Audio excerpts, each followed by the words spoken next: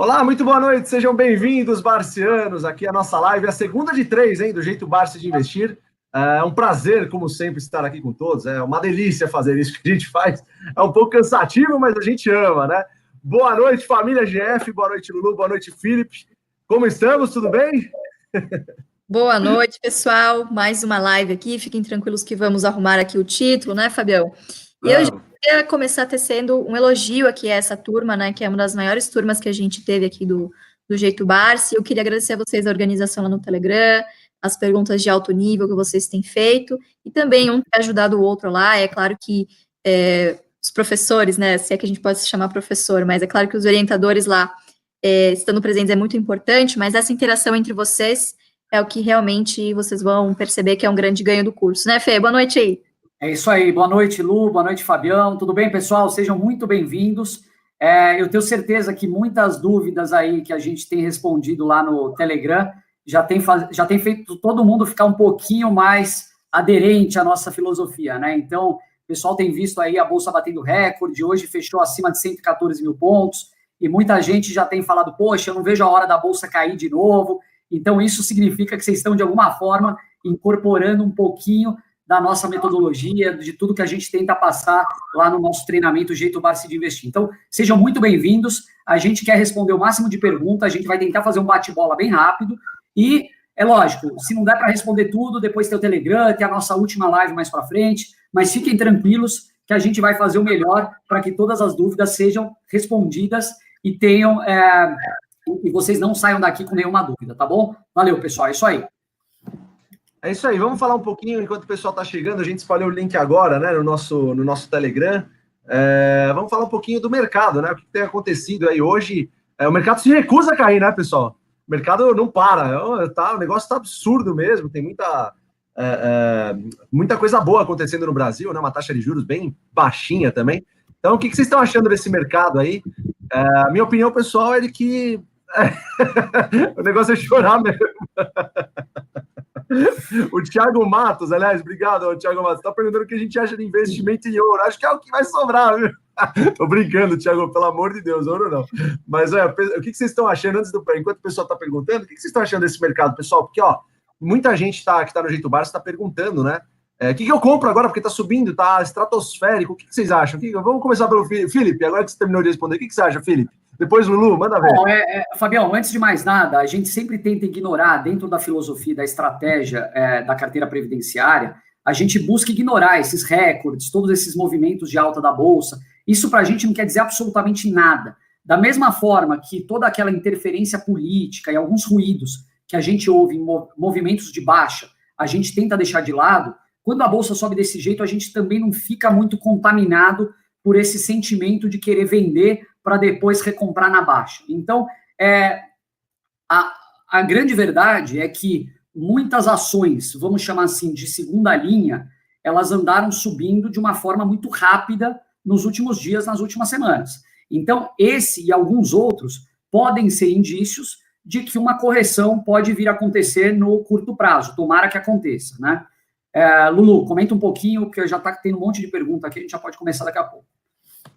Fê, Fabião, eu queria começar a live já dizendo uma frase que o Barsi diz para nós há muitos e muitos anos. Ninguém puxa para comprar, todo mundo puxa para vender. Lembramos aí que temos uma agenda bem extensa por parte do BNDES para vender aí grandes posições, tá, pessoal? Então, não podemos ser ingênuos de achar que somos todos gênios. O Fabião compartilhou lá no nosso grupo, a gente estava zoando, que não tem nenhum gênio. Repita para você mesmo. Não tem nenhum gênio, né? Não há nenhum gênio, não há nenhum gênio. É verdade. O mercado em alta só produz grandes investidores, né? Isso é verdade. Com certeza. Vamos já começar. Posso já começar aqui a pegar algumas perguntas? Manda ver, primeiras damas. Vai lá, Lu. Maravilha. Eu vou começar aqui com a do Ricardo, que está perguntando que ele ficou entre Itaúsa e TRPL. Ricardo, a gente, assim, como já avisado, né, a gente evita, claro, falar especificamente sobre as empresas para não caracterizar como recomendação, tá? Algo que a gente ensina lá com mais profundidade nessa parte prática. Lá, e se não me engano, você faz parte do 5 à prova de balas também, que é o nosso outro curso de imersão setorial. Lá a gente fala muito sobre a questão de você comparar, projetar o dividendo, né, que é o que a gente ensina no curso do Jeito Barça. Se você projeta o dividendo, divide pelos 6% e encontra o preço teto. Tenta comparar o dividend yield atual também, para você ter um parâmetro, com a média dos últimos 5 anos. Quanto mais descolado para cima dessa média, maiores os indícios de que talvez o preço não tenha andado, tá? Quanto mais próxima da média e mais próxima da mínima de dividend yield, maiores são os indícios de que essa empresa talvez isso não tenha caminhado na mesma proporção do aumento do dividendo, tá? Então, entre essas duas aí que você ficou, veja qual delas está um pouquinho mais estacionada, tá? Veja qual dessas andou subindo um pouco mais nos últimos meses, tá bom? Acho que a resposta vai ficar bem óbvia na hora que você vê esses indicadores. Quer pegar uma aí, Felipe? A gente vai fazendo um por um aí. Vamos deixar o negócio bem divertido. Vamos tentar fazer o bate-bola, né? Isso, exatamente. Eu vou pegar uma aqui que já é meio que emendando naquilo que a Lu tinha comentado sobre o BNDES vendendo as posições, né? O Jairo está perguntando onde que a gente consegue visualizar essa venda, ou seja, essa agenda do BNDES de se desfazer das posições, se existe em algum lugar ou se é nas mídias. Bom, eu acho que de maneira geral, Jairo, o presidente do BNDES, o Montesano, ele tem aparecido com uma certa frequência, dando algumas entrevistas, e a mais recente que eu me lembro foi uma que ele deu para o Valor Econômico, questão de umas 2 semanas atrás, e lá ele falou de algumas ações que o BNDES já queria se desfazer no curto prazo. Ele mencionou a Petrobras, especificamente, que o BNDES tem uma posição muito grande, principalmente nas ordinárias, ele falou de Tupi, e ele falou de Copel também, mas a gente sabe que existem algumas outras intenções, eles já vinham sinalizando a JBS há algum tempo, e a gente sabe de outras, né? Possivelmente a participação em algumas empresas como o Tietê e outras que eles detêm alguma participação relevante, eles podem estar inclinados a vender de acordo com o momento do mercado e como o preço dessas ações se apresenta, tá bom? Fabião, vai lá, pega uma você agora. Vambora. Olha, muito pouco hoje. Fabião fala pouco, tem alguma coisa errada. Vai lá. Nada errado. Tô meio triste com esse mercado, para te dizer a verdade. Acho que muita gente tá meio triste. O pessoal que acaba fazendo o jeito Barça de investir, acaba incorporando aquela parada de, putz, eu tava errado, o mercado quando sobe é ruim. Na verdade, não é ruim, não tem jeito, eu não tenho como dizer de outra forma, então é ruim. Eu acho péssimo. Mas, enfim, todos nós não gostamos muito disso, né? Vai comprar o quê, né? Tá tudo muito em alta, mas tem ações ainda que pagam dividendos aí muito maiores aí do que a taxa Selic. Ainda com essa alta tem, né? Então eu vou encarar esse preâmbulo aí para responder. Eu tô falando bonito hoje, né? Preâmbulo, nossa. Vou procurar o que quer dizer o que eu acabei de dizer. Roberto Filho, como aportar com um mercado tão em alta como esse? Robertão, cara, obrigado pela pergunta.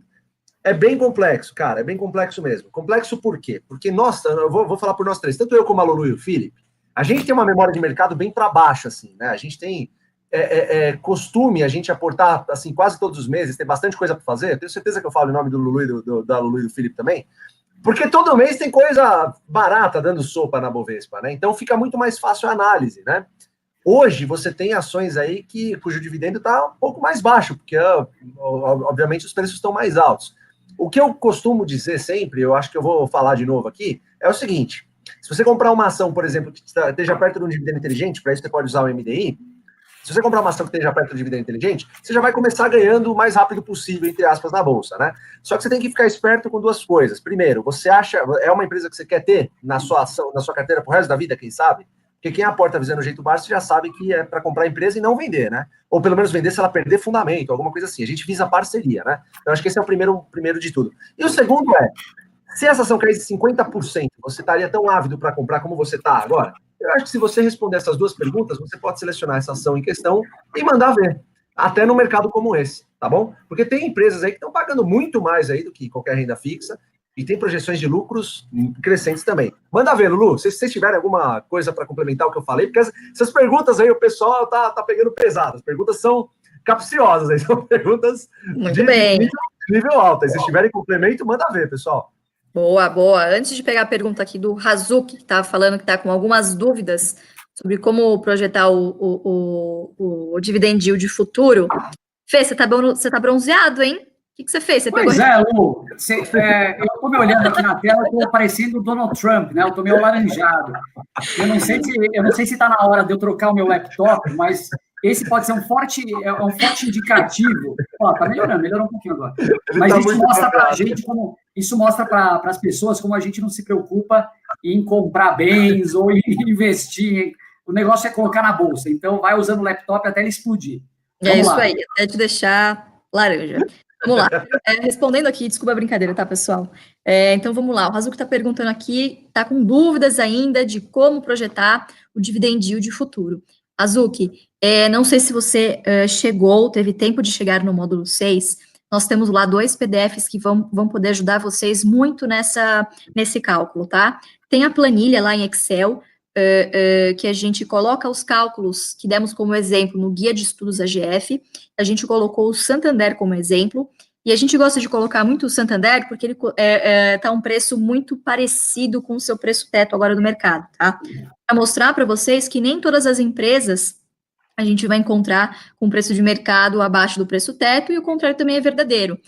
Tem algumas que a gente calcula o preço teto, acaba ficando lá em cima, e o preço de mercado dela está lá embaixo. Então, dá uma olhadinha nesses 2 arquivos. Já te adiantando o assunto, o que nós fazemos é muito simples, tá? A gente acaba pegando o consenso de mercado, ou seja, é uma média que a Bloomberg, a fonte é Bloomberg, tá? Mas isso, logo no começo do ano, as casas de análise também começam a soltar, as corretoras, tá? Isso em mídia começa a aparecer. Mas a fonte é Bloomberg, tá? A gente coloca isso lá também na planilha do 5 à prova de balas. Nós pegamos simplesmente o consenso de mercado para lucro do próximo ano, ou seja, 2020. Janeiro já é o momento que a gente começa a calcular, tá? Pega isso, faz vezes o payout, ou seja, quanto desse lucro a gente acha que ela vai distribuir, faz essa conta por ação e divide pelo 6%, tá? Então, na verdade, não precisa ser nenhum gênio matemático, fazer 1 bizilhão de valuations, é simplesmente fazer continhas de divisão e de multiplicação, tá? Fiquem tranquilos que a parte prática, a gente tem um exercício, que inclusive usa o exemplo da Klabin, tá? Que é um exemplo mais difícil, um exemplo mais avançado, que é uma liçãozinha de casa para ver se todo mundo entendeu, né, como fazer o cálculo. Fiquem tranquilos que na última live a gente vai entrar no cálculo em si e ver se todo mundo entendeu de fato, tá bom? Mas até lá vamos esperar todo mundo chegar no módulo 6. Basicamente é isso. Ô Lu, só complementar uma coisa super rapidinho da tua resposta. O pessoal pode se perguntar, poxa, mas e se eu não tiver Bloomberg, como é que eu faço? Bom, eu não tenho Bloomberg, nenhum de nós, a gente acessa às vezes via corretora e tal, mas a gente não depende de Bloomberg para fazer essas projeções. Existem várias possibilidades de vocês pensarem nisso. Então, algumas empresas divulgam o consenso do mercado, né? Eu não me lembro de cabeça quem exatamente divulga, mas eu já lembro de ter visto isso em algum momento. Você poderia colocar algumas premissas. Então, por exemplo, se a empresa deu um lucro de 1 bilhão no ano passado, você pode colocar a inflação e estimar mais ou menos um crescimento possível para esse ano. Ou seja, a gente dificilmente vai fazer uma futurologia a ponto de chegar na precisão depois da vírgula com relação ao lucro da empresa projetado. O que a gente quer é basicamente ter uma estimativa que dê para a gente uma ordem de grandeza dos dividendos que a gente pode ganhar, nada mais. Então, não precisa se preocupar em fazer o fluxo de caixa descontado ou assinar a Bloomberg e gastar uma fortuna, não. Com algumas premissas dá para você chegar nisso. Uma coisa básica, por exemplo, um exemplo. Se você pegar empresas que não são sazonais, ou seja, ao longo dos trimestres elas tendem a ter um comportamento mais ou menos previsível e linear, você pode usar 6 meses do ano para tentar projetar o que vão ser os 12, enfim, coisas desse tipo.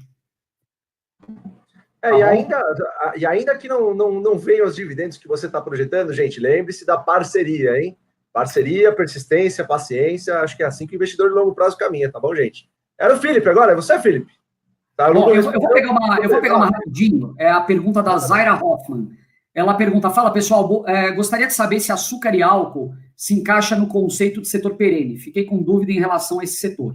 Ô, Zaira, quando a gente fala de perenidade num setor, isso não quer dizer que ele necessariamente é um setor bom.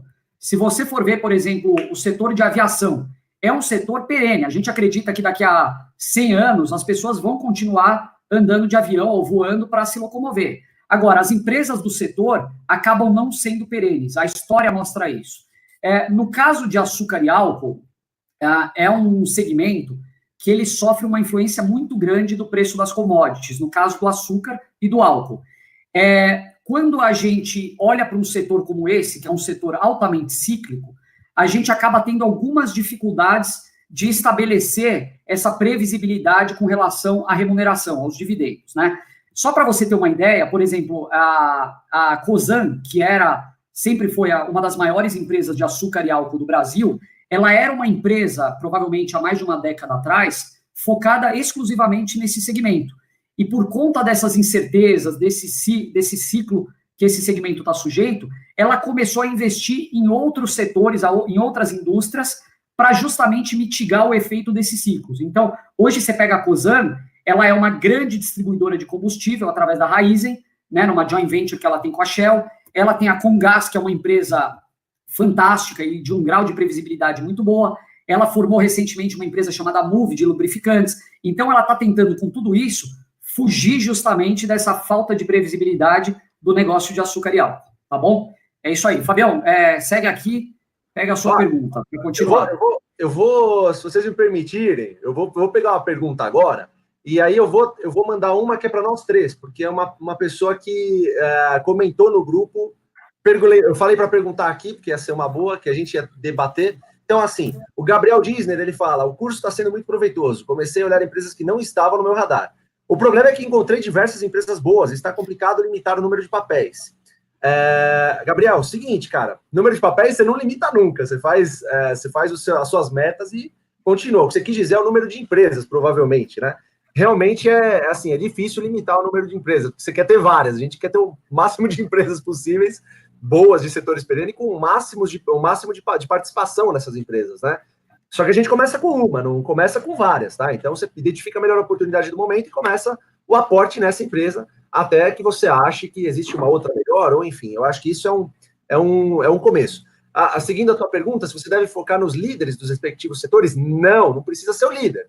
Tem muita empresa que não é líder do setor e está num preço muito mais atrativo, pagando muito mais dividendo. Então, eu acho que isso aí você não precisa fazer isso, tá bom? Acho que isso varia de acordo com o que está acontecendo no mercado. Ele muda muito, né? Há alguns anos atrás, aí, a gente estava vendo empresas que não eram líderes do setor, mas estavam com preço altamente atrativo. Então, eu acho que isso aí depende do momento de mercado. Agora, pessoal, se vocês quiserem, eu vou fazer assim, vou passar para a Lulu, Felipe responde, eu mato, e depois a pergunta para a Lulu, se vocês quiserem. A Isabela Araújo, ela fez uma pergunta para nós no Telegram, e ela perguntou, eu falei para ela mandar aqui para a gente discutir, se a B3 é uma boa empresa para carteira previdenciária, o que a gente enxerga sobre B3? O que vocês acham, pessoal? Vai lá, Lu, vai você primeiro. Lulu. Sorry, gente, estava aqui no mudo. Tá na tela. B3. No áudio. Deixa eu ver aqui. É para responder essa pergunta aí? Se a B3 é uma empresa para carteira previdenciária, o que você acha? Eu falei que ia dar uma pulada só entre nós três, eu prometi para ela que a gente ia fazer isso, então eu só estou fazendo isso, depois você volta para a sua pergunta, Lulu. Bom, pelo grau de animação da Lu com a B3, eu já vejo que a resposta está dada. Olha aí, tudo chateado, deixa para lá.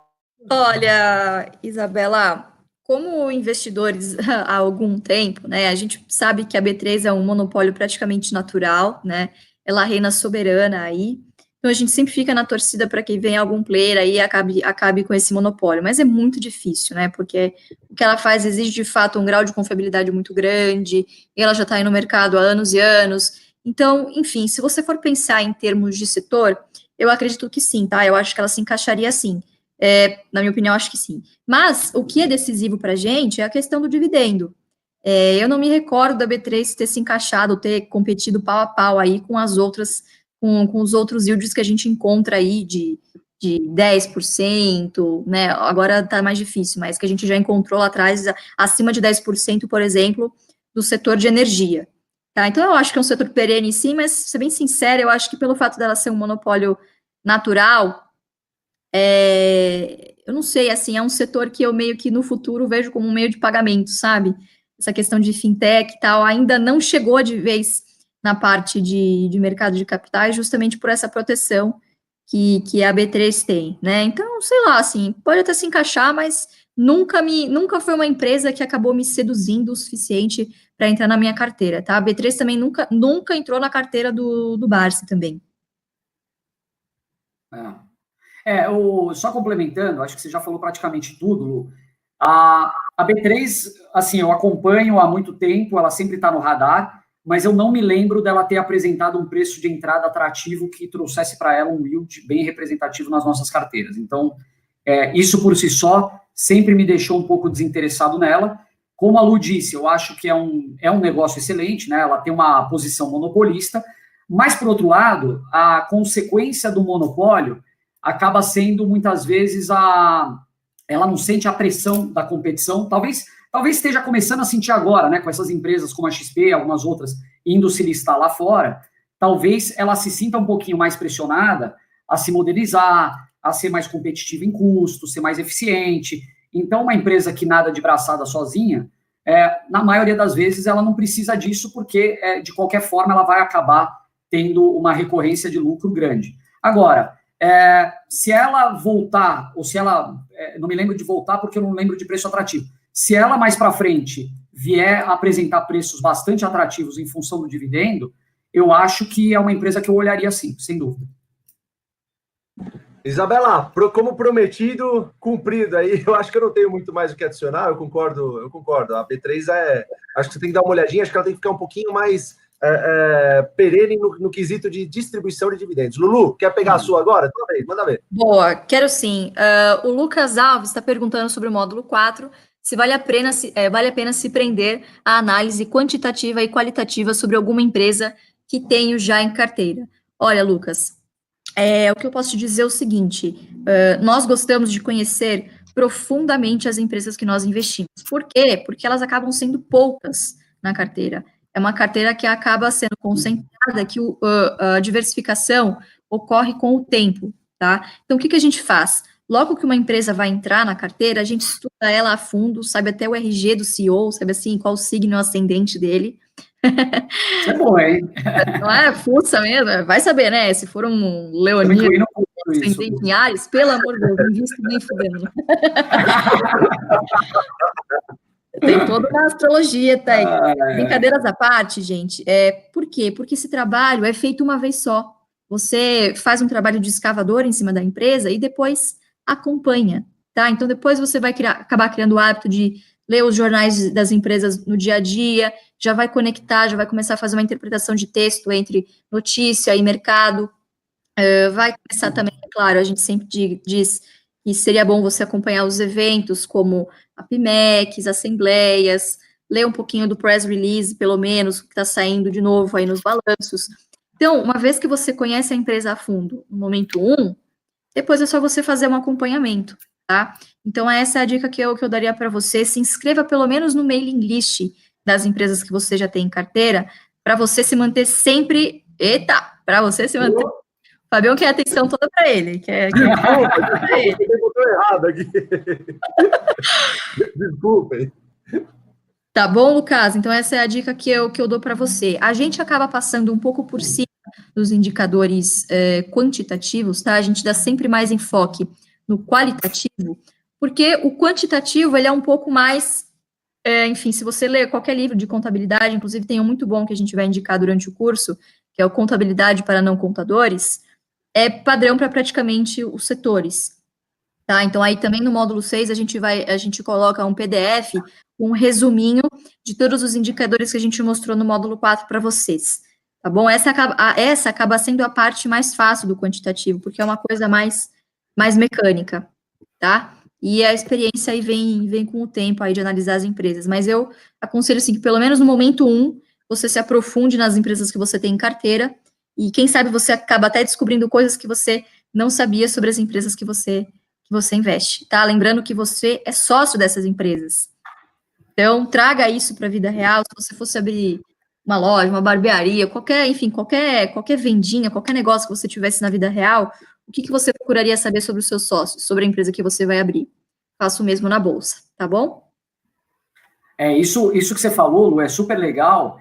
E uma coisa que a gente procura pensar sempre é que existem muitas empresas onde o quantitativo é bom e o qualitativo é ruim, a gente nem olha essas empresas. Pode ser a melhor empresa do mundo. Se o controlador não for confiável, eu nem quero olhar os números, Fabião, Lu, a mesma coisa. Se for o contrário, uma empresa onde o qualitativo é espetacular, mas ela não está dando resultado, ela entra no nosso radar, porque a gente sabe que resultado é uma coisa que pode ser temporária. Agora, a índole, a reputação do controlador, isso não vai mudar nunca. Eu vou responder uma pergunta rapidinho aqui, da Sandra Oliveira. Ela fala que ela tem VEG e Ambev na carteira, VEG não paga bons dividendos, Ambev, se a gente pensar em função do preço dela, o yield também não é tão bom, mas as duas têm lucros crescentes. Vale a pena você vender essas empresas para comprar outras que se adequam mais à estratégia previdenciária? Ô Sandra, eu vou te falar um pouco da minha experiência pessoal. Eu passei por isso na minha vida no momento que eu conheci o Barsi.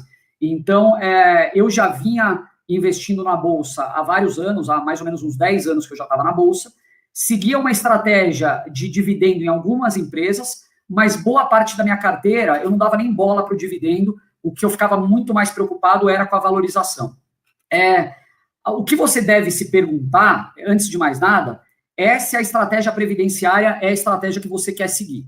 Se isso está respondido já na tua cabeça, se de fato é esse o caminho que você vai resolver trilhar, que você decidiu, eu acho que é inevitável que a sua carteira tenha que passar por alguma readequação. Eu não vou falar especificamente da VEG ou da Ambev, mas eu posso falar de maneira genérica, como que eu gosto de pensar e como a gente pensa geralmente.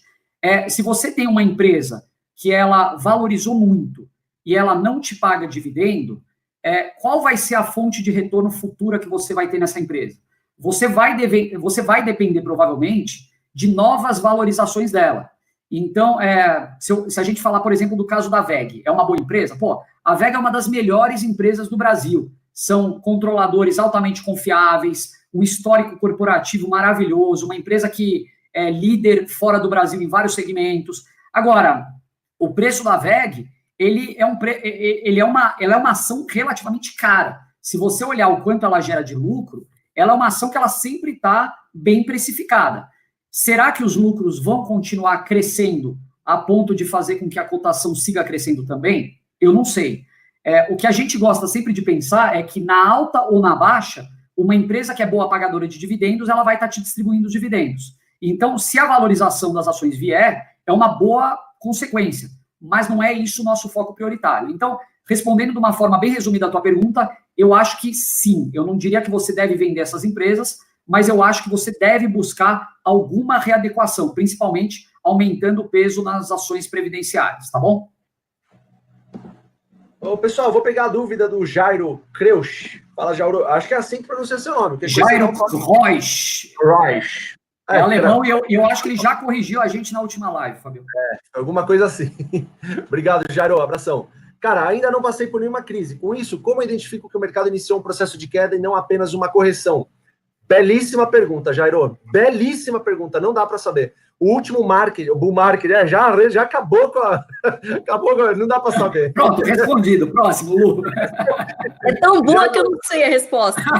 Fala que você não sabe de uma vez. Olha, o último bull market que eu acho que a gente passou, que foi forte mesmo, foi 2007 e 2008. Eu acho que é isso, pessoal. Teve um de 2007 e 2008, até a crise, o Brasil ganhou o Investment Grade e, assim, tava muito parecido com esse, tá? Tava bem parecido. As ações, principalmente as siderúrgicas naquela época, foi a época que eu errei feio. Vocês vão ver aí no último módulo com os Minas. Vocês vão ver que essas ações, elas subiam, aí você achava que tava cara, elas subiam mais 20%, e aí você achava que tava cara, subia mais 20%, e assim por diante. Foram os bancos, as siderúrgicas, as elétricas, isso aconteceu entre 2006 e 2008, foi mais ou menos isso. Nesse inteirinho aí, o Brasil ganhou o Investment Grade, e aconteceu a crise de 2008, que aconteceu nos Estados Unidos, e acabou, foi aquela época que o Lula falou que o Brasil atravessava uma marolinha, né? Realmente, no mercado de ações, acabou sendo uma marolinha, porque as ações, embora tivessem caído muito de preço, elas se recuperaram de uma forma até bem mais rápida aí do que a gente imaginava. Cerca de 3 ou 4 meses, as ações já estavam batendo recorde em cima de recorde de novo. Agora, na verdade, não vai dar para você saber, tá? Cada crise, cada retomada, ela tem um jeito, tem uma perspectiva, não dá para saber mesmo. Agora, por isso que a gente fala muito para você trabalhar o seu sentimento aí, porque vamos supor que você vai comprar uma ação que ela tá, sei lá, eu vou chutar a Itaúsa, por exemplo, que muita gente pergunta, né? Tá R$14, vamos supor que dá uma correção, ela vai para 12 e você compra.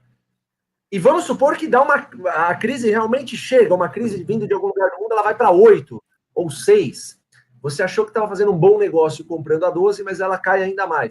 Então, assim, você tem que trabalhar muito seu sentimento, porque isso pode acontecer, não é incomum. De qualquer forma, a 6, se você gostava da Itaúsa a 12, e por alguma coisa que acontece no cenário externo acaba corrigindo para 6, você deveria gostar em dobro da Itaúsa, porque você vai poder adquirir mais ações com metade do preço. Eu acho que é isso, Jairo. Essa acho que é a contribuição que eu tenho que dar para você, de acordo com o que a gente vivenciou. Agora, cada crise ela chega de uma forma, ela pode durar anos e anos. Lulu, Felipe, se vocês tiverem alguma coisa para acrescentar, mandem ver, porque essa pergunta é sensacional. O pessoal tá com a macaca hoje, fazendo umas perguntas boas. Acredite em mim, o dia que tiver uma crise, você vai saber. Correção é algo muito passageiro, sei lá, uma greve dos caminhoneiros, né? Até que a greve dos caminhoneiros foi um pouco mais longa. Mas é um Joesley Day que você vê que as coisas caem muito e de repente, geralmente sem sentido, por causa de uma notícia besta, tá? Crise já é uma coisa mais profunda, tá? Olhando aí pelo retrovisor as crises que a gente já passou, 2008, né? Óbvio, foi muito óbvio, né? Mas 15, 16 e 17 foi uma recessão profunda no nosso país. Então, crise geralmente está relacionado a um motivo muito forte, tá? Que fazem as ações passarem por uma sucessão de correções, tá? E essas correções ocorrem porque os investidores já estão com a expectativa de que os lucros estão caindo. Uma mera correção não necessariamente implica que os lucros estão caindo, tá? Geralmente é um movimento de mercado em que os investidores estão realizando os seus lucros. Para isso, eles precisam vender, e aí as cotações começam a cair, tá? Não necessariamente isso reflete uma expectativa a respeito do lucro. Como bolsa no longo prazo é resultado, então a gente gosta muito, claro, das crises, né? Mas também as correções acabam sendo boas oportunidades aí para aporte, lembrando que a gente está muito otimista com bolsa, mas bolsa não sobe assim, né? Bolsa sobe assim, graças a Deus, tá bom? Mas confia em mim, quando for uma crise, você vai saber. Ô, pessoal, vamos pegar a carona no Thiago, que ele está perguntando, mas o que vocês acham? Porque ele fala que estava assistindo um vídeo e dizem que em 2021, ele acha que no final do próximo ano acreditava que chegará. Sei que é uma pergunta de 1 bilhão. Felipe, o que você tem a falar? Tiagão, toda pessoa que fala que vai ter uma crise em tal data, ela está praticando a futurologia, o famoso chute.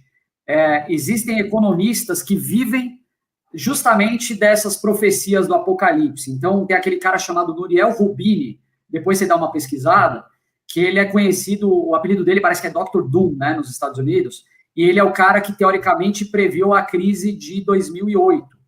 Então, desde 2008, já fazem 11 anos que ele está prevendo a próxima crise e o cara não acerta, não tem como saber. Muitas vezes, uma crise ela acaba acontecendo por contágio. Então, você tem efeitos de alguns países globalmente, né, que acabam tendo uma influência muito grande sobre outros. Então, esses países sendo afetados, eles acabam contaminando todo mundo. É óbvio, não é uma crise, mas, por exemplo, essa discussão de guerra comercial entre Estados Unidos e China, ela tem a capacidade de contaminar outros países. A crise do subprime de 2008, ela contaminou outros países. Então, assim, primeiro você tem que saber se a crise vai ser interna ou externa. Eu não faço a mínima ideia. Eu acho que se eu acreditasse que uma crise ia aparecer daqui a pouco, eu ia continuar investindo, porque provavelmente eu estaria errado nessa minha percepção. Então, como ninguém da gente sabe isso, Tiagão, é impossível. Então, vamos continuar exercitando o bom senso e fazendo os nossos aportes, porque se você já está comprando abaixo do teu preço teto, achando que está atrativo, se vier uma crise e esse preço for lá e a cotação for lá para baixo, você vai comprar mais barato ainda em cima de um preço teto que não se mexeu. Então, na minha visão, é inútil você ficar prevendo quando vai ser a próxima crise. É isso aí. E o Rodrigo, ele pergunta, muitos especialistas falam que a Bolsa em 2020 deve chegar a 130 mil ou mais. Eu acho que os 300. Acreditando nesse cenário crescente, não é melhor comprar mesmo estando alto agora do que ficar esperando uma queda? Vamos responder em 3 para ele, pessoal? 1, 2, 3. Não! Eu adoro esse negócio. Rodrigão, cara, obrigado pela pergunta, velho. Olha, é o seguinte, cara, 130 mil pontos não quer dizer nada, a gente não investe em Bovespa, não investe. A Bolsa estava até há pouco tempo 109 mil pontos e a Klabin, por exemplo, estava numa das maiores quedas aí do mercado dela. E aí? Ô, Fabiano, só um comentário para o Rodrigo. O Ibovespa hoje tem 68 ações, de um total de 329, se eu não me engano, da Bolsa. Então, por mais que ele represente um grande volume, existem muitas ações que estão fora do índice, ou seja, é o que o Fabiano está falando. Isso não quer dizer absolutamente nada para a gente. Exatamente. Então, cara, você tem que entender a ação que você está comprando, porque pode acontecer, eu já vi isso, a Lulu e o Felipe, já vimos a bolsa subir pra caramba, e as nossas ações ficarem em queda. Vou te dizer vou te falar um exemplo prático, dá um exemplo prático. Ó, eu me ferrei há 2 meses atrás, eu comprei CEMIG a uns 15 pau, e hoje ela tá... Quem seguiu a minha orientação e não comprou comigo, se deu bem. Porque quando eu compro a ação, cai. Então, o ideal... mais antigos sabem que todo mundo espera o Fábio aportar para fazer...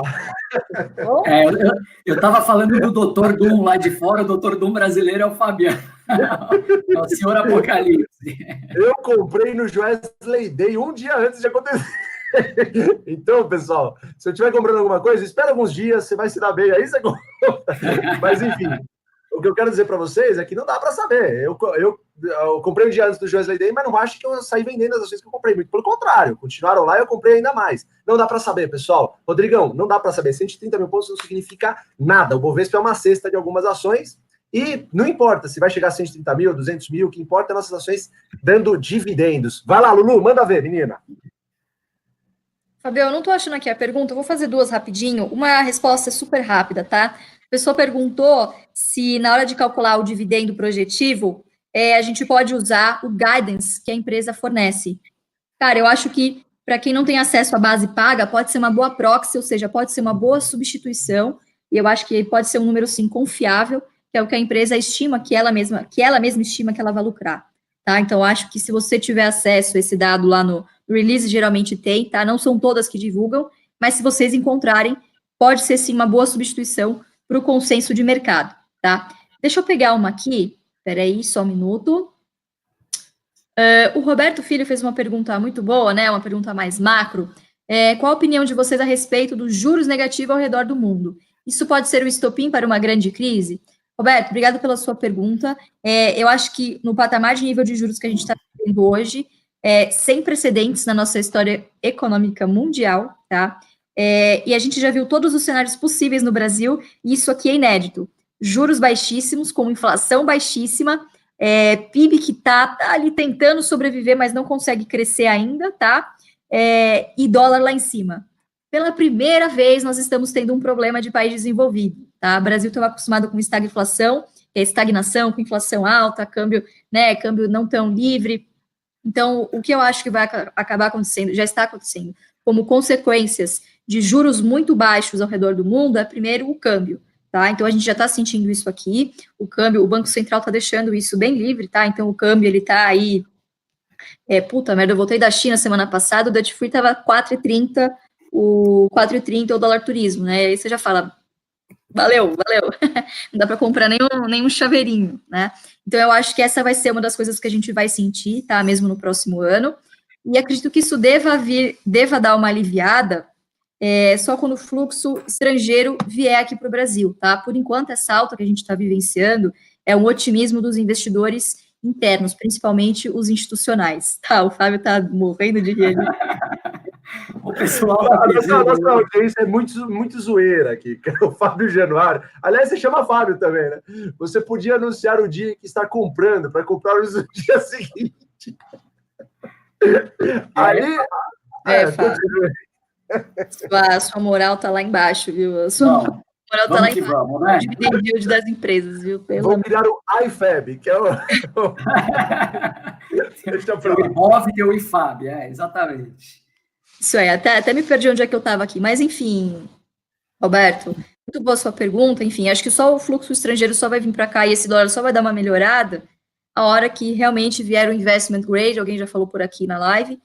Vindo o investment grade, os grandes fundos de pensão, que é onde está realmente o money lá de fora, tá, dos estrangeiros, aí sim eu acredito que eles vão conseguir ver um Brasil com um diferencial que não seja só a taxa de juros, tá, porque você vem com um país que tem um risco político tão grande quanto o nosso, tá, como está se apresentando, para ganhar uma taxa de juros muito parecida com o que está acontecendo lá fora, então o investidor estrangeiro ainda não vê grandes vantagens, tá, mas eu acho que no ano que vem temos grandes chances desse cenário mudar, sim. Bora, vamos lá, Félix. Manda ver, meninão. Tem uma pergunta aqui do André Luiz de Castro Peixoto. Como se verifica a reputação do controlador para um iniciante na Bolsa? André, antes de mais nada, um iniciante ou um investidor experiente, eu acho que investiga da mesma forma, e é usando uma ferramenta extremamente sofisticada chamada Google.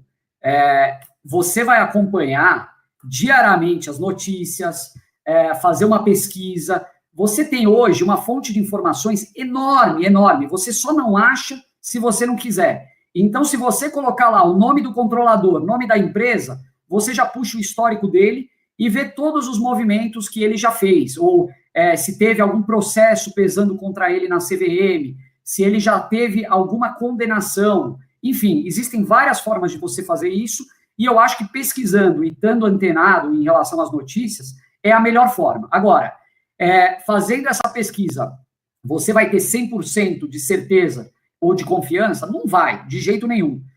Existem controladores, eu não vou citar aqui nenhum, mas que muita gente confiava e que acabaram dando uma rasteira no mercado. Eu posso citar um, o Ike Batista, talvez, que é um dos mais... todo mundo achava ele um grande empreendedor, um baita empresário, o maior craque do mundo em todos os segmentos possíveis, e o cara acabou dando uma rasteira no mercado. Falou que a ação tinha um potencial enorme de crescimento e de acordo com as novas reservas que ele estavam projetando na OGX, enquanto isso ele mesmo estava vendendo as ações dele. Então, essas são formas de você analisar essa reputação do controlador. E mais uma coisa que eu acho que é muito importante você estar sempre de olho, se você tiver cadastrado no RI, você tem acesso a essa informação em primeira mão, são aqueles formulários que identificam qualquer movimentação relevante em termos de compra ou venda na base acionária de uma empresa.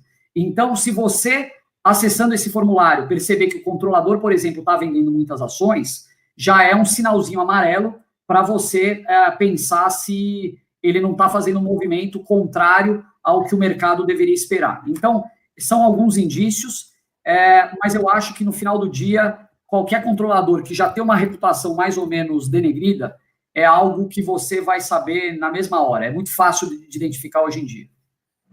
Pessoal, o Charley Menezes Carvalho, ele fala, boa noite, estou começando agora e fiz aporte na Klabin, no próximo mês Itaúsa, estudando alguma elétrica. Tá tirado vocês, Charley.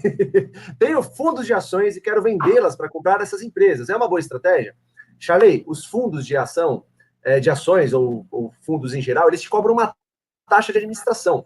Eu posso dar um exemplo? Eu li em alguma matéria de uma senhorinha que comprou, eles fizeram, na verdade, um estudo de quem comprou uma ação, no caso era uma ação americana, mas era a Apple, quem comprou através de fundo, de 99 até 2019, quem comprou através de fundo, colocou $10 mil, teria $300 mil, o que é uma bela grana, né? Mas quem comprou ação direta de $10 mil teria $3 milhões.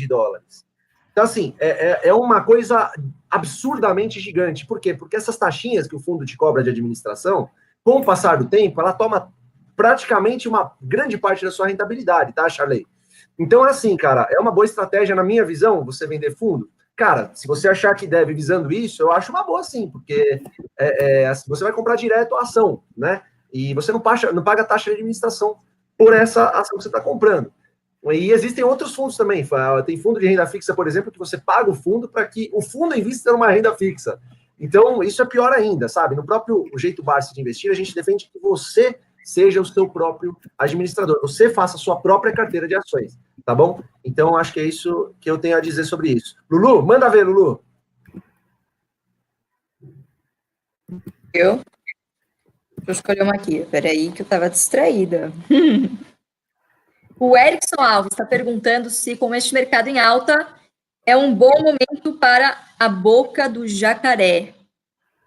Olha, eu acho que esse é um momento super propício para o jacaré ficar só lá com a boquinha capitalizado, porque não aportou em dezembro, e porque dezembro é um bom mês para se receber dividendos, tá? Então, também fica a dica, não necessariamente você receber o dividendo, já precisa reinvestir correndo. Calma, tá bom? Dá uma olhadinha no MDI, Erickson, já vai se programando aí, já vai pensando, aproveita esse mês que é de boca do jacaré, boca aberta, e vai pensando já com mais calma na sua estratégia, tá, pessoal? Quem trabalha com bolsa é um trabalho super divertido, tá? Ao contrário do que muita gente pensa que a gente faz aqui, de ficar desesperado quando a bolsa cai, desesperado quando a bolsa sobe. Na verdade, é um exercício de paciência mesmo, tá? E a gente até gosta, assim, de vez em quando de não aportar, porque é um momento que a gente pode parar para pensar no que a gente vai fazer. Investir é simplesmente um jogo de estratégia e de paciência, tá? Ganha quem, enfim, vencer a batalha contra si mesmo, tá bom? Então, para responder a sua pergunta, sim, hora da boca do jacaré, ficar preparada aí para abocanhar, porque bolsa é assim, é uma caixinha de surpresas. Amanhã pode acontecer alguma coisa, ou quando você tiver, é sempre assim, tá? Você vai estar de férias, acontece alguma coisa, tá? Pode deixar que eu te aviso que se o Fábio comprar por esses dias... Vai lá. Começou o bullying no AGF. A gente vai criar um aplicativo, que ele dá um push, né? Sempre que eu falo. Seu filho da mãe. Vai lá, Felipe. 1x0 para você, viu, Lulu? 1x0 para você, viu, Felipe? Resposta rápida aqui, mais ou menos na mesma linha de pergunta da Dalu. O Lucas Alves Mosca, ele diz que ele acredita no jeito Barsi de investir e em tudo que esse método, essa metodologia proporciona, mas ele tem uma curiosidade, que é por que quase ninguém pratica essa estratégia, mesmo tendo a gente, o Barsi, como referência. Ô, Lucas, eu vou te dar uma resposta muito, muito, muito prática e rápida. Porque ninguém quer ficar rico devagar. Essa é a grande verdade. É uma frase que, inclusive, é do Warren Buffett, mas as pessoas não querem ficar rico devagar. Ela prefere dar aquela grande tacada da vida, ou a famosa porrada, né? Comprar. Essa é uma época do ano que é fantástica, que é a época da futurologia. Então, se você abre o jornal, se você entra nos sites de investimentos, está todo mundo falando qual que é a previsão do PIB para o ano que vem, qual que é a previsão do Ibovespa do ano que vem e qual vai ser a ação que vai ter a maior alta na Bolsa no ano que vem. Então, está todo mundo buscando essa ação e o que essas pessoas fazem, na maioria das vezes? Acabam ficando pulando de galho em galho. E quem fica pulando ou de uma ação para outra, ou de um investimento para outro, a única pessoa, a única instituição que ganha com isso são as corretoras, a Bolsa de Valores, enfim. Então, você está deixando lucro para outras pessoas se beneficiarem. Se você tiver paciência e seguir a estratégia do dividendo com muita dedicação, disciplina, responsabilidade, é inevitável que no longo prazo você consiga ter uma vida com rendimento prazeroso, ou seja, uma aposentadoria que te garanta o futuro. Essa que é a grande verdade. Pessoal, teve uma pergunta aqui que eu achei interessante e eu perdi. Peraí que eu vou achar. Mas, enfim, o Luiz Rosa da Silva, que ele continuou fazendo a pergunta dos fundos, né? Ele pergunta assim, os fundos imobiliários também entram nesse mesmo pensamento? Olha, essa acho que é o tema. A Lu já olhou com a cara de polêmica. Os fundos imobiliários, eles têm uma característica que eles, por lei, têm que distribuir 95% dos seus lucros, tá? Mas, assim, o que a gente pensa sobre fundo imobiliário? A gente não entende fundo, acho que dificilmente sabe precificar um fundo imobiliário, a gente encontra as melhores oportunidades, na nossa visão, em ações. A gente não tem nada contra quem gosta de fundos imobiliários, tá, gente? Você vai ter uma renda passiva lá mês a mês, mas, assim, não deu certo para o Barsi, ele não gosta disso, e a gente foi criado nesse ramo das ações, praticamente, né? A Lu nasceu com ações, eu praticamente com ações a vida inteira, o Felipe também. Então, assim, a gente respeita quem tem fundos imobiliários, particularmente a gente não gosta de fundos imobiliários, tá? E a gente enxerga uma oportunidade gritante, muito maior em ações de setores perenes, tá bom? A gente enxerga isso, o que não quer dizer que você não possa fazer uma carteira com fundos imobiliários, tá bom? É uma opinião nossa, o AGF jamais vai defender fundos imobiliários, porque não é uma coisa que a gente faz. Quando a gente está aqui passando o máximo de experiência para vocês, o máximo de vivência, a gente não pode defender uma coisa que a gente não investe. A gente não tem fundo imobiliário na carteira. Então, como é que a gente vai falar para vocês que isso... não, isso é péssimo. A nossa vida com dividendos foi construída com ações. A gente defende o jeito Barsi de investir porque foi isso que a gente aprendeu dele. A gente aprendeu que há como você viver de dividendos de forma tranquila, de forma perene, em setores que fazem parte da economia nacional. Tá bom? Então, eu acho que esse é o pensamento, Luiz. Espero ter respondido a sua pergunta. Quem que é agora, Lulu? Sou eu. Peraí. Menina dos Vou pegar uma pergunta aqui da Cris Dias, que está com algumas dúvidas de conseguir identificar sozinha, a pergunta aqui da Tupi, mas perguntou de outras empresas, como identificar se uma empresa é previdenciária ou não. Cris, a resposta está no módulo 3, quando coloca lá uma figurinha, uma bolinha assim, que tem 4 características, tá? Então, a primeira coisa para você entender se uma empresa se encaixa numa carteira previdenciária são aquelas 4 características.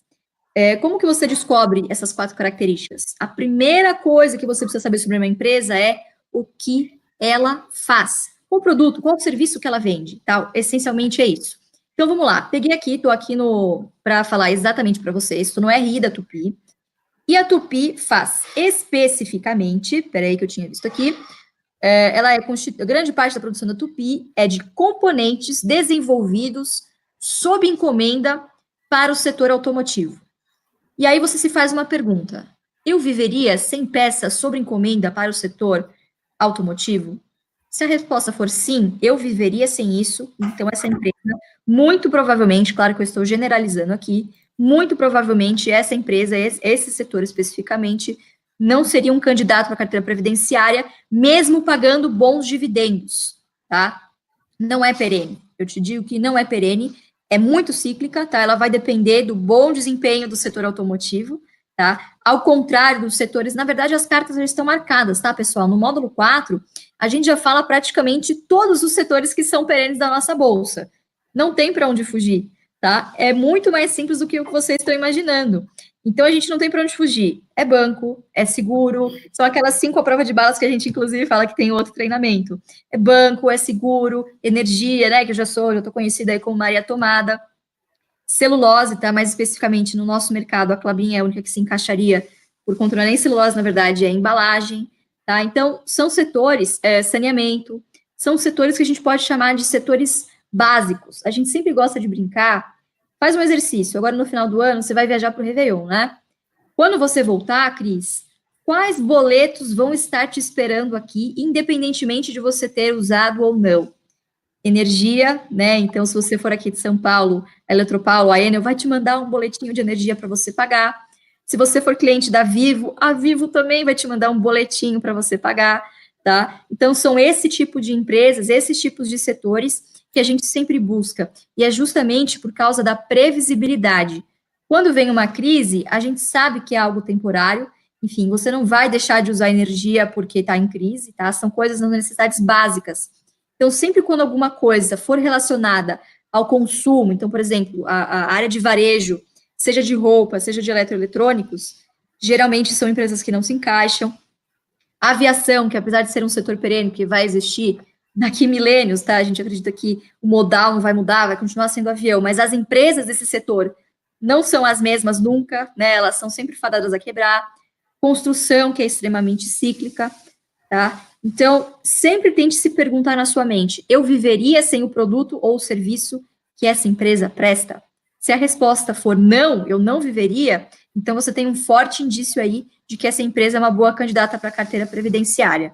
Tá bom? Espero ter te ajudado aí um pouquinho mais. A gente sabe que, para quem está começando, às vezes fica um pouquinho no campo das ideias, tá? Mas eu acho que vocês fazendo essa pergunta antes de investir, entendam o que a empresa faz, tá bom? Vai ficar muito mais fácil de identificar se ela se encaixa ou não.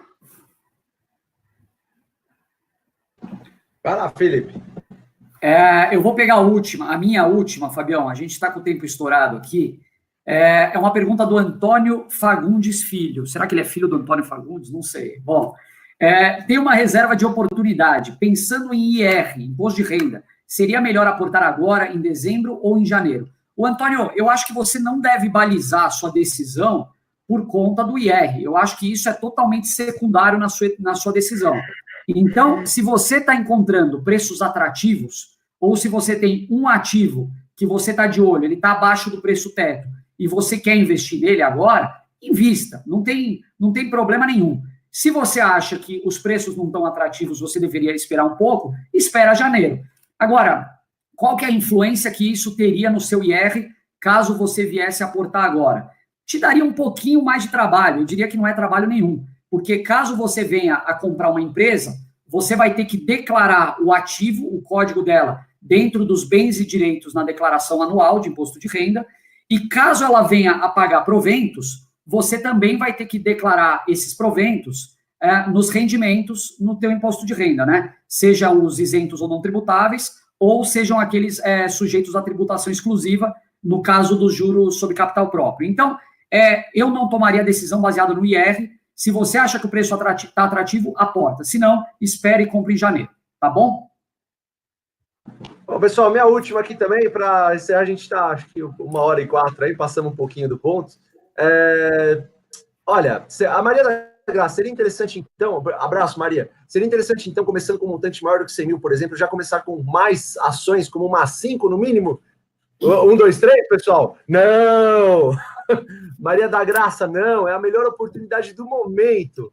Você vai na melhor oportunidade do momento e depois você vai distribuindo. A diversificação ela vem com o tempo, tá? Não caia nessa de número mínimo de ações. Cada um aqui tem um número mínimo de ações. Você não precisa sair comprando uma cesta de ações. Não é assim que funciona. Você pode usar o MDI até para te orientar nesse sentido, né? Para que você já comece ganhando dinheiro de alguma empresa que você queira ficar, quem sabe, para o resto da vida. Mas toma cuidado, que a diversificação, ela acaba até destruindo o teu patrimônio, porque você espalha por 30, 40 empresas. Não, que tal escolher uma de cada setor, de repente, e ir colocando nelas, participação nelas de acordo com os preços que vão se desenrolando, de acordo com o dividendo inteligente que vai acontecendo, tá bom? Na estratégia do Barsi, não. A diversificação ela acontece com o tempo e a gente aproveita a melhor oportunidade do momento. Acho que é isso. Lulu, quer fazer a última aí para você também? Ô Lu, por que você não responde essa da doação de sangue? Eu acho que é uma boa forma da gente encerrar a nossa live. Boa, tirou as palavras da minha boca, Fê, é sobre essa mesmo que eu ia falar, a pergunta do Rui Alves, valeu, Rui. Então, pessoal, amanhã é o nosso dia do AGF Solidário, tá? A gente esse ano acabou sendo muito corrido, né? E os alunos sempre pedem algum lugar para confraternização, tá? Então, esse ano, como não deu tempo de organizar nenhum evento, a gente falou, por que não nos unirmos com os alunos do AGF, mas por uma boa causa. Então, amanhã, a partir das 10 horas, nós estaremos no prédio principal ali, que tem a Fundação Pro Sangue, tá? Lá do Hospital das Clínicas, 10 horas da manhã, e vamos estar aguardando vocês lá para fazer a doação de sangue, fazer o bem aí, né? Uma forma também de retribuir, de agradecer todas as coisas boas que aconteceram aqui para a gente em 2019, né? Apesar da bolsa tá essa loucura, mas enfim, é um pequeno gesto, já que a gente pode, né? Já que a gente pode fazer alguma coisa pelos outros, então é um gesto muito simples e que pode ajudar aí muita gente. Então a gente espera vocês, a gente sabe que o horário. Lu, só uma coisinha, eu tô colocando o endereço aqui para todo mundo, tá bom? Maravilha, obrigada, Fê, me ajudou bastante aí. Mas enfim, pessoal, é isso, assim, é um pequeno gesto, tá? E que ao mesmo tempo a gente pode se encontrar e também fazendo bem, tá bom? É isso aí. Acho que é isso, pessoal. Olha, acho que a gente não tem nem como agradecer a presença de todos vocês. Acho que foi maravilhoso. Aí vamos ter mais uma live. A gente ainda está para marcar, provavelmente vai ser na próxima semana. Já temos o dia da próxima live, pessoal? Vamos, sim. A gente tem, dia 23. Inicialmente dia 23. A gente vai passar para vocês direitinho, né? A gente vai passar direitinho o horário, isso. Se não me engano, é 18h30, mas vamos colocar no Telegram lá, né? É isso aí. Isso, a gente vai colocar lá no Telegram, vai passar para todo mundo por e-mail também. Pessoal, Rui Alves, Luiz Rosa, Fábio Januário, a Damiana, o pessoal todo que está no chat aí. Olha, gente, a gente quer agradecer demais a presença de vocês. A gente espera ter ajudado com o máximo de exemplos aí e também com um pouco da nossa história, da nossa trajetória, que já tem um bom tempo aí no mercado de valores, tá bom? A gente está aqui para sempre que vocês precisarem, tá bom? Um beijo para vocês também, meus lindos, Lulu e Felipe. É isso aí, valeu. Valeu, pessoal. Obrigadão aí. Um grande abraço para todo mundo. Até a próxima. Tchau, tchau. Bom descanso. Valeu, tchau, tchau.